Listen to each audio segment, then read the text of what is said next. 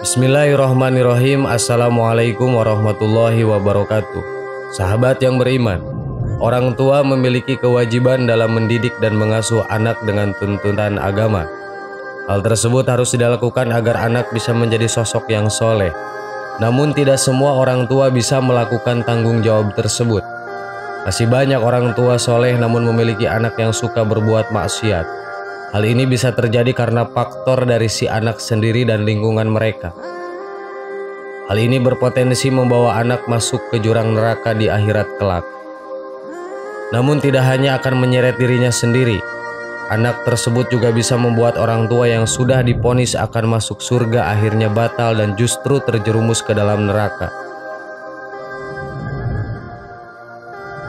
Golongan orang tua bagaimanakah yang akan mengalami nasib seperti itu? Berikut informasi selengkapnya.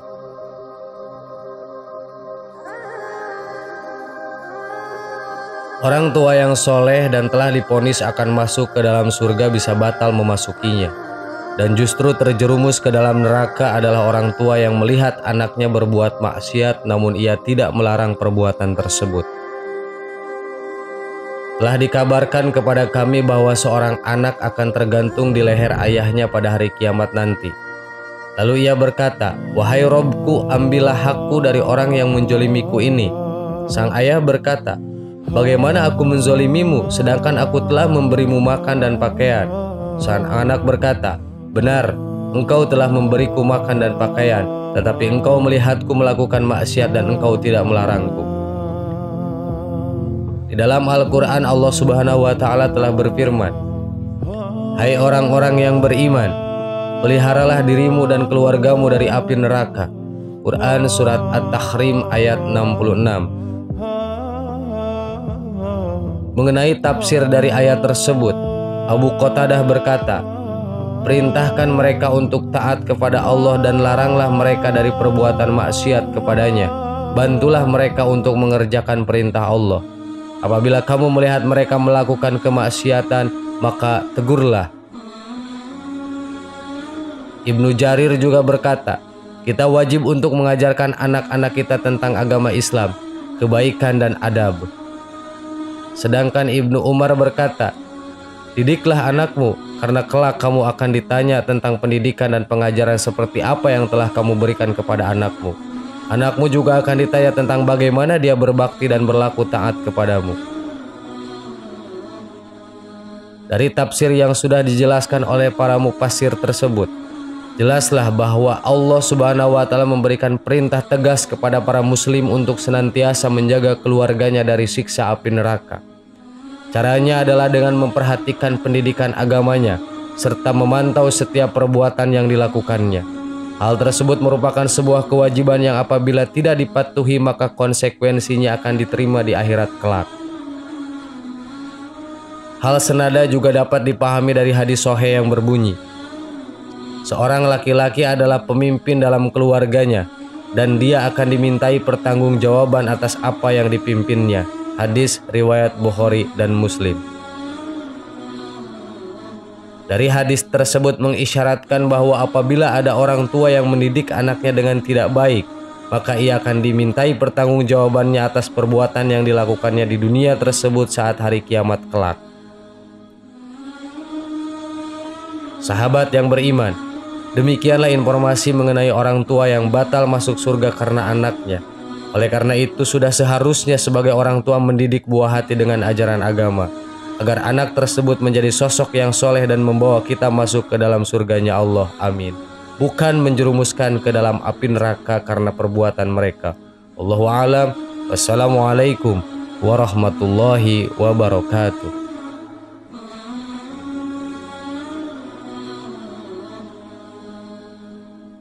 Bismillahirrahmanirrahim. Assalamualaikum warahmatullahi wabarakatuh.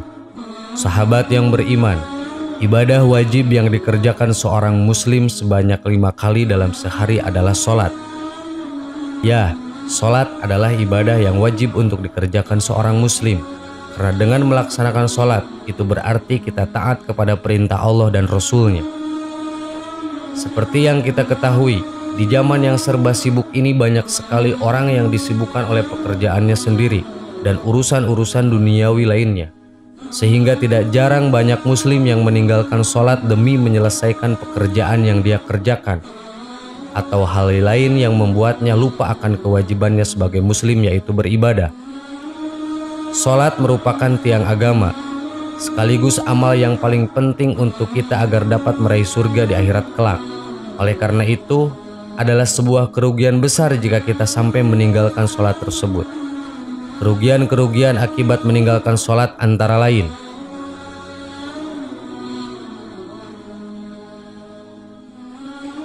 1. Akan merugi di akhirat. Kelak, ketika kiamat sudah terjadi dan manusia-manusia telah dibangkitkan kembali, maka dimulailah perhitungan amal-amal yang kita peroleh ketika hidup di dunia. Dan amal ibadah yang akan pertama kali dihisab adalah sholat.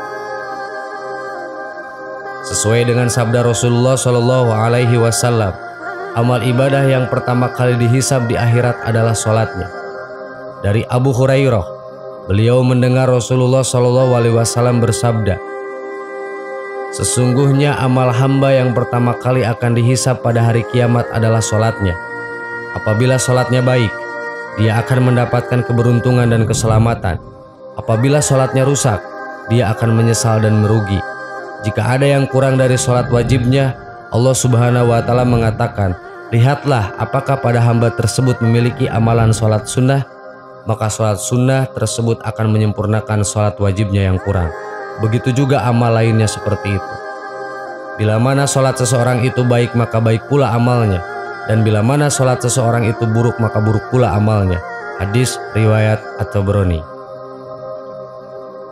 Itulah salah satu hadis yang menjelaskan tentang keutamaan sholat sekaligus menjadi peringatan bagi kita untuk tidak meninggalkan sholat. Karena sholat adalah salah satu amal ibadah sebagai kunci surga dan ibadah yang pertama kali dihisab di hari kiamat. Untuk itu, jika tidak ingin merugi di akhirat, maka dirikanlah sholat dengan tepat waktu. Ajaklah anak, istri, keluarga, dan kerabat-kerabat dekat untuk melaksanakan sholat.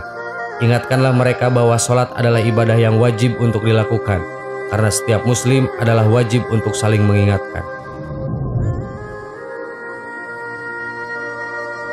2. Masuk ke dalam neraka sakor.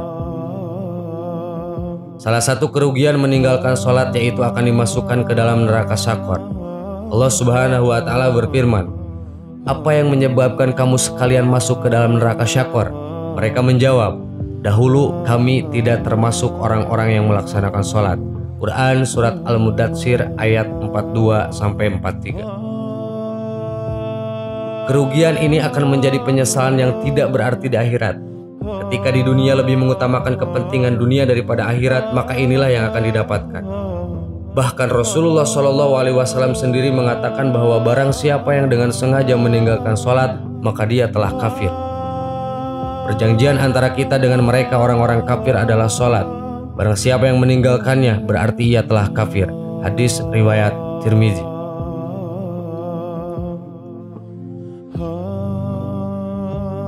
Tiga, tidak diselamatkan dan akan dikumpulkan bersama Fir'aun.